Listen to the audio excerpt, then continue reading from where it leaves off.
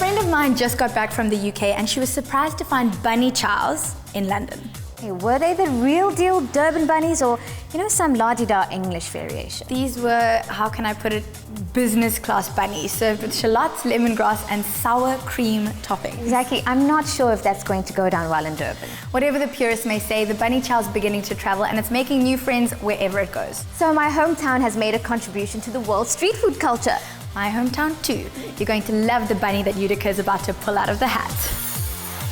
Today I'm going to be showing you how to make bunny chow. I'm going to do the traditional lamb bunny and then I'm going to show you how I enjoy eating a bunny. The ingredients are lamb shanks, salt, tomatoes, mango pickle masala, red chili powder, ginger and garlic paste, onions, cumin, coriander, garam masala and turmeric. First ingredient, let's warm up some oil.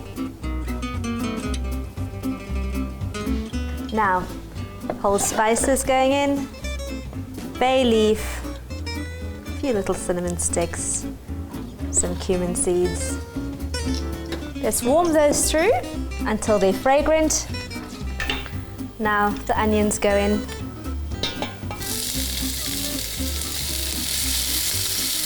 Pop in some salt. Now I'm using lamb shanks for this bunny.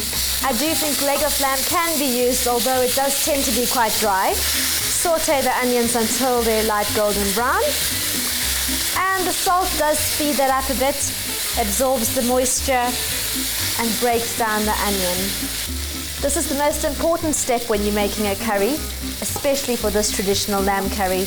The reason is the onions brown up and they dissolve into the sauce. They also help thicken the sauce, which is so important in these curries.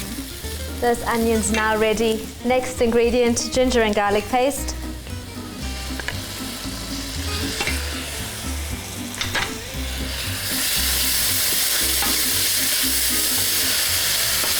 Now this is homemade ginger and garlic paste. I've added a touch of oil to it and also a bit of turmeric to preserve it. Now, next ingredient going in, red chili powder. I'm not afraid of red chili powder. I quite enjoy a curry with a bite. Now, in go the lamb shanks.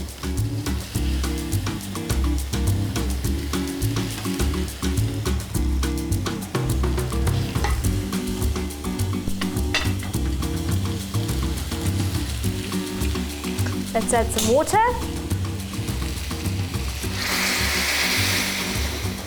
Now, if I was using the knuckles, I would actually stir that through, but these are rather large pieces of meat. I've just sliced through them, just so we get all those flavors going right into the meat, and move that around as well. Make sure there's no spices stuck to the pan. I'm using roasted cumin, coriander, and garam masala, so those can go in right now. Once they've been roasted, you don't need to fry them in oil. It's also where curries go wrong because they burn so easily. Next, in goes the turmeric.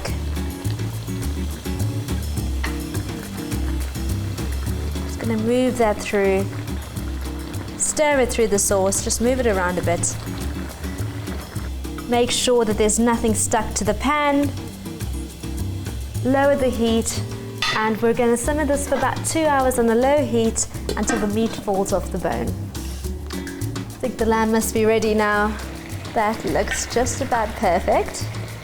Now, what we need to do right now is to take this lamb off the bone. So just going to slice through.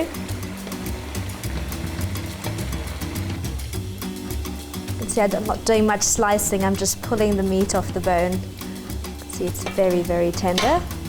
And I love the texture of lamb shanks. There we go, that's the last one done. Now, I'm just going to break down these chunks of meat again, just with a knife. Just break them in. You want really nice, chunky pieces of meat. And we're going to simmer this down with the tomato now.